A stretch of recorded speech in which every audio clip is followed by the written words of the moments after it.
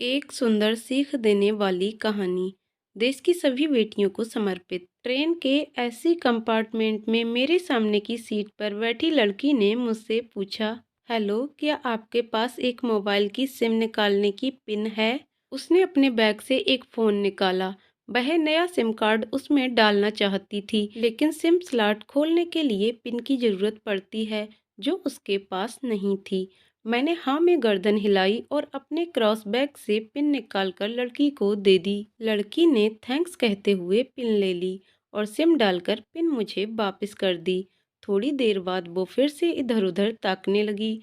मुझसे रहा नहीं गया, मैंने पूछ लिया, कोई परेशानी? वो बोली, सिम स्टार्ट नहीं हो रही है। मैंने मोबाइल मांगा, उसने दिया।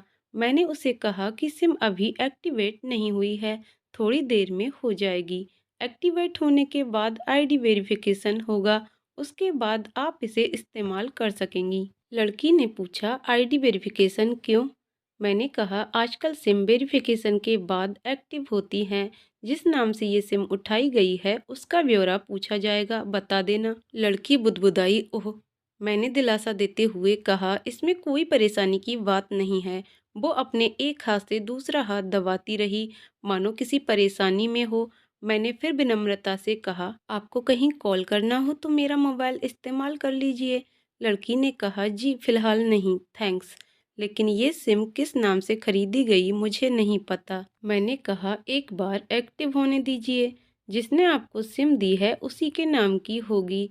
उसने कहा, ओके, कोशिश करते हैं। मैंने पूछा, आपका स्टेशन कहाँ है? लड़की ने कहा, दिल्ली। और आप? लड़की ने मुझसे पूछा। मैंने कहा, दिल्ली ही जा रहा हूँ, एक दिन का काम है। आप दिल्ली में रहती हैं क्या? लड़की बोली, नहीं नहीं, दिल्ली में कोई काम नहीं, ना ही मेरा घर है वहाँ। तो मैंने उत्सुकता बस पूछा। वो बोली, दरअसल ये दूसरी ट्रेन है जिसमें आज मैं हूँ, और दिल्ली से तीसरी गाड़ी पकड़नी है, फिर हमेशा के लिए आज़ाद। आज़ाद? लेकिन किस तरह की कैद से?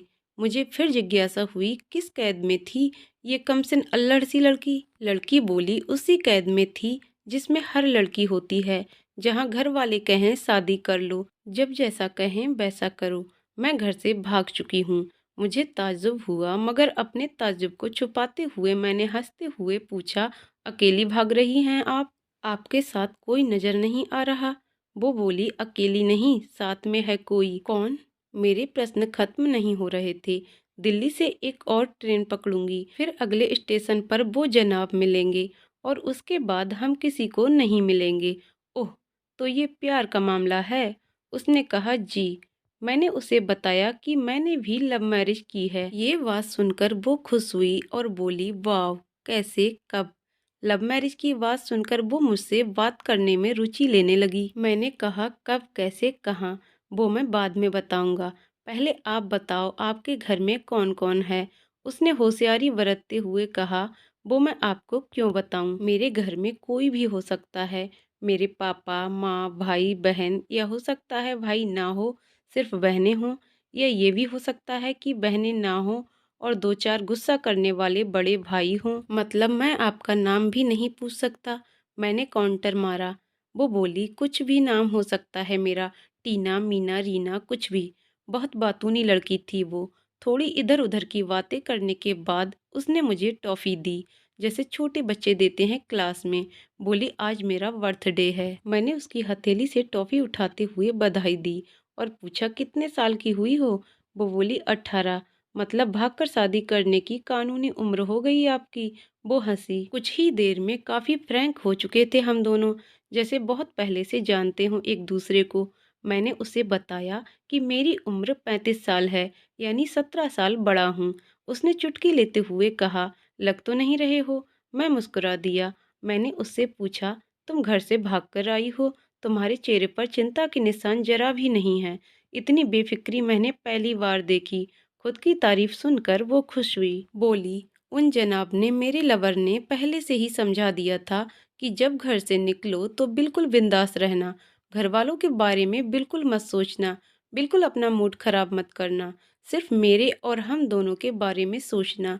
और मैं वही कर रही हूँ। मैंने फिर चुटकी ली और कहा, उसने तुम्हें मुझ जैसे अनजान मुसाफिरों से दूर रहने की सलाह नहीं दी। उसने हंसकर जवाब दिया, नहीं, शायद वो भूल गया होगा ये बताना। मैंने उसके प्रेमी की तारीफ करते हुए कहा, वैसे तुम्हारा बॉयफ्रेंड काफी टैलेंटेड है। उसने किस तरह से तुम्हें अकेले घर से रवाना किया, नई सिम और मोबाइल दिया, 3 ट्रेन बदलवाई ताकि कोई ट्रैक न कर सके। Very talented person. लड़की ने हामी भरी, बोली, बहुत टैलेंटेड है वो, उसके जैसा कोई नहीं। मैंने उसे बताया कि मेरी शादी को 10 साल हुए हैं, एक बेटी है 8 साल की और एक बेटा है 1 साल का। ये देखो उनकी तस्वीर। मेरे फोन पर बच्चों की तस्वीर देखकर उसके मुंह से निकल गया, सो क्यूट। मैंने उसे बताया कि जब ये पैदा हुई तब मैं कुवैत में था, एक पेट्रो कंपनी में बहुत अच्छी जॉब थी मेरी, बहुत अच्छी सैलरी थी। फिर कुछ महीनों बाद मैंने वो जॉब छोड़ दी और अपने ही कस्बे में काम करने लगा। लड़की ने पूछा, जॉब क्यों छोड़ी? मैंने कहा, बच्ची को पहली बार गोद में उठाया तो ऐसा लगा जैसे मेरी दुनिया मेरे हाथों में है। 30 दिन की छुट्टी पर घर पर आया था, वापस जाना था लेकिन जा न सका। इधर बच्ची का बचपन खर्च होता रहे, उधर मैं पूरी दुनिया कमा लूं तब भी घाटे का सौदा है। मेरी 2 टके की नौकरी, बचपन उसका लाखों का। उसने पूछा, क्या बीबी बच्चों को साथ नहीं ले जा सकते थे वहाँ? मैंने कहा, काफी टेक्निकल मामलों से गुजरकर एक लंबे समय के बाद रख सकते हैं। उस वक्त ये मुमकिन नहीं था। मुझे दोनों में से एक को चुनना था, आलीशान रहन सहन के साथ नौकरी या परिवार। मैंने परिवार को चुना, अपनी बेटी को बड़ा होते हुए देखने के लिए। मैं कुवैत वापस गया था लेकिन अपना इस्तीफा देकर लौट आया। लड़की ने कहा, वेरी इम्प्रेसिव। मैं मुस्कुराकर खिड़की की तरफ देखने लगा। लड़की ने पूछा, अच्छा, आपने तो लव मैरिज की थी ना, फिर आप भागकर कहाँ गए? कैसे रहे और कैसे गुजारा वो वक्त? उसके हर सवाल और हर बात में मुझे महसूस हो रहा था कि ये लड़की लड़कपन के शिखर पर है, बिल्कुल नासमझ और मासूम छोटी बहन सी। मैंने उसे बताया कि हमने भागकर शादी नहीं की और ये भी कि उसके पापा ने मुझे पहली नज़र में सख्ती से रिजेक्ट कर दिया था। उन्होंने आपको रिजेक्ट क्यों किया? लड़की ने पूछा। मैंने कहा, रिजेक्ट करने का कुछ भी कारण हो सकता है, मेरी जाति, मेरा काम, घर, परिवार। बिल्कुल सही। लड़की ने सहमति दर्ज कराई और आगे पूछा, फिर आपने क्या किया? मैंने कहा, मैंने कुछ नहीं किया, उसके पिता ने रिजेक्ट कर दिया। वहीं से मैंने अपने बारे में अलग से सोचना शुरू कर दिया था। खुशबू ने मुझसे कहा कि भाग चलते हैं। मेरी वाइफ का नाम खुशबू है। मैंने दो टूक मना कर दिया। वो 2-3 दिन लगातार जोर देती रही कि भाग चलते हैं। मैं मना करता रहा। मैंने उसे समझाया कि भागने वाले जोड़े में लड़के की इज्जत पर कोई खास फर्क नहीं पड़ता, जबकि लड़की के पूरे कुल की इज्जत धुल जाती है। भगाने वाला लड़का उसके दोस्तों में हीरो माना जाता है, लेकिन इसके विपरीत जो लड़की प्रेमी संग भाग रही है वो उल्टा कहलाती है। मोहल्ले के लड़के उसे चालू कहते हैं। बुराइयों के तमाम शब्दकोश लड़की के लिए इस्तेमाल किए जाते हैं। भागने वाली लड़की आगे चलकर 60 साल की वृद्धा भी हो जाएगी, तब भी जवानी में किए उस कांड का कलंक उसके माथे पर से नहीं मिटता। मैं मानता हूँ कि लड़का लड़की को तौलने का ये दोहरा मापदंड गलत है, लेकिन हमारे समाज में है तो ये नज़रिया गलत है। मगर सामाजिक नज़रिया यही है। वो अपने नीचे का होंठ दांतों तले पीसने लगी। उसने पानी की बोतल का ढक्कन खोलकर एक घूंट पिया। मैंने कहा, अगर मैं उस दिन उसे भगा ले जाता तो उसकी माँ तो शायद कई दिनों तक पानी भी न पीती। इसलिए मेरी हिम्मत न हुई कि ऐसा काम करूं। मैं जिससे प्रेम करूं उसके माँ बाप मेरे माँ बाप के समान ही हैं, चाहे शादी ना हो तो ना हो। कुछ पल के लिए वो सोच में पड़ गई, लेकिन मेरे बारे में और अधिक जानना चाहती थी। उसने पूछा, फिर आपकी शादी कैसे हुई? मैंने बताया कि खुशबू की सगाई कहीं और कर दी गई थी। धीरे धीरे सब कुछ नॉर्मल होने लगा था। खुशबू और उसके मंगेतर की बातें भी होने लगी थी फोन पर। लेकिन जैसे जैसे शादी नजदीक आने लगी उन लोगों की डिमांड बढ़ने लगी। डिमांड मतलब? लड़की ने पूछा। डिमांड का एक ही मतलब होता है, दहेज की डिमांड। परिवार में सबको सोने से बने तोहफे दो, दूल्हे को लग्जरी कार चाहिए, सास और ननद को नेकलेस दो, वगैरह वगैरह। बोले, हमारे यहाँ रीत है। लड़का भी इस रीत का अदायगी का पक्षधर था। वो सगाई मैंने तोड़वा डाली। इसलिए नहीं कि सिर्फ मेरी शादी उससे हो जाए, बल्कि ऐसे लालची लोगों में खुशबू कभी खुश नहीं रह सकती थी, न उसका परिवार। फिर किसी तरह घर वालों को समझा बुझाकर मैं फ्रंट पर आ गया और हमारी शादी हो गई। ये सब किस्मत की बात थी। लड़की बोली, चलो अच्छा हुआ आप मिल गए, वरना वो गलत लोगों में फंस जाती। मैंने कहा, जरूरी नहीं कि माता पिता का फैसला हमेशा सही हो, और ये भी जरूरी नहीं कि प्रेमी जोड़े की पसंद सही हो। दोनों में से कोई भी गलत या सही हो सकता है। काम की बात यहाँ ये है कि कौन ज्यादा वफादार है। लड़की ने फिर से पानी का घूंट लिया और मैंने भी। लड़की ने तर्क दिया कि हमारा फैसला गलत हो जाए तो कोई बात नहीं, उन्हें ग्लानि नहीं होनी चाहिए। मैंने कहा, फैसला ऐसा हो जो दोनों का हो, बच्चों और माता पिता दोनों की सहमति, वो सबसे सही है। बुरा मत मानना, मैं कहना चाहूंगा कि तुम्हारा फैसला तुम दोनों का है, जिसमें तुम्हारे पेरेंट्स शामिल नहीं हैं। न ही तुम्हें इश्क का असली मतलब पता है अभी। उसने पूछा, क्या है इश्क का सही अर्थ? मैंने कहा, तुम इश्क में हो, तुम अपना सब कुछ छोड़कर चली आई, ये सच्चा इश्क है।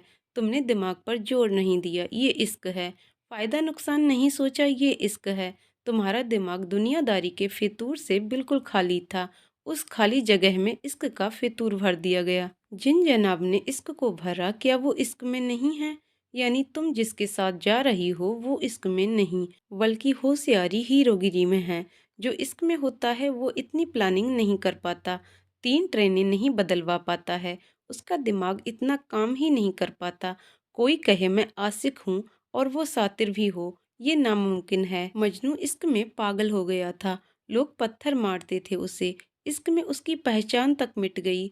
उसे दुनिया मजनू के नाम से जानती है, जबकि उसका असली नाम कैस था, जो नहीं इस्तेमाल किया जाता।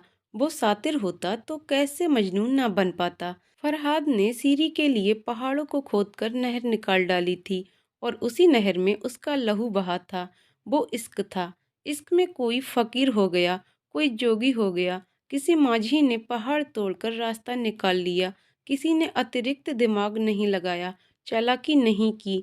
लालच, हवस और हासिल करने का नाम इश्क नहीं है। इश्क समर्पण करने को कहते हैं, जिसमें इंसान सबसे पहले खुद का समर्पण करता है, जैसे तुमने किया। लेकिन तुम्हारा समर्पण हासिल करने के लिए था, यानी तुम्हारे इश्क में लालच की मिलावट हो गई। लड़की अचानक खोसी गई। उसकी खिलखिलाहट और खिलंदड़ापन एकदम से खामोशी में बदल गया। मुझे लगा मैं कुछ ज्यादा बोल गया, फिर भी मैंने जारी रखा। मैंने कहा, प्यार तुम्हारे पापा तुमसे करते हैं, कुछ दिनों बाद उनका वजन आधा हो जाएगा। तुम्हारी माँ कई दिनों तक खाना नहीं खाएंगी, न पानी पिएंगी, जबकि आपको अपने आशिक को आजमा कर देख लेना था। ना तो उसकी सेहत पर फर्क पड़ता, ना दिमाग पर। वो अक्लमंद है, अपने लिए अच्छा सोच लेता है। आजकल गली मोहल्ले के हर तीसरे लौंडे लपाटे को जो इश्क हो जाता है, वो इश्क नहीं है, वो सिनेमा जैसा कुछ है। एक तरह की स्टंटबाजी, डेयरिंग, अलग कुछ करने का फितूर, और कुछ नहीं।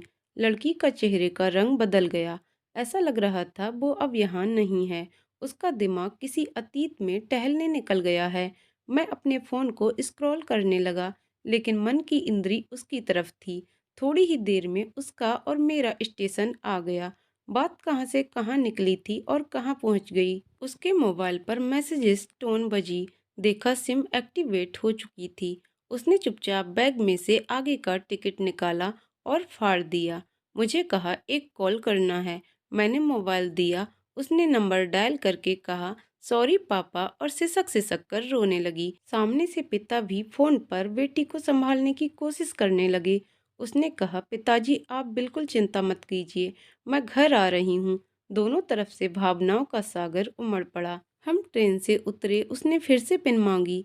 मैंने पिन दी। उसने मोबाइल से सिम निकाल कर तोड़ दी और पिन मुझे वापस कर दी। कहानी को अंत तक पढ़ने का धन्यवाद। तो दोस्तों, कहानी कैसी लगी कमेंट करके जरूर बताइएगा। कहानी पसंद आई हो तो वीडियो को लाइक शेयर करें और चैनल को सब्सक्राइब करें। वीडियो को पूरा देखने के लिए बहुत बहुत धन्यवाद दोस्तों।